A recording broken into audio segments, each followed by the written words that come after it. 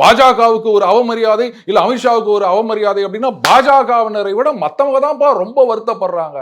எல்லாருமே sleeper Cello, எல்லாருமே சங்கி ஏன்னா ஆயிட்டீங்களோ. பாஜகவினர் எல்லாத்துலயும் மூக்க நுழைக்கிறாங்கன்ற மாதிரி ஒரு விமர்சனமும் இருக்கு. சரிங்க, அவங்க அசிங்கப்பட்டாங்கன்னா பாத்தீங்களா, பாஜக அசிங்கப்பட்டாங்க சந்தோஷப்படுவீங்களா? ஏன் வருத்தப்படுறீங்க அமித்ஷாக்கு இந்த மாதிரி ஆயிடுச்சு அப்படின்னு? பதிலுக்கு இவங்களும் விமர்சனம் பண்றாங்க. விமர்சனம் இல்ல, அமித்ஷாவை தான் உங்களுக்கு பிடிக்காது இல்ல, அப்புறம் என்ன?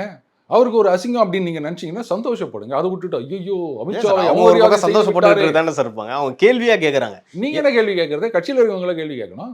ஏன்னா நாளைக்கு இதை வச்சு அரசியல் பண்ணலாம். இதுல நீங்க என்னங்க அரசியல் பண்றது? இது உட்கட்சி வேலைங்க, கட்சியில நடக்கிற விஷயங்க.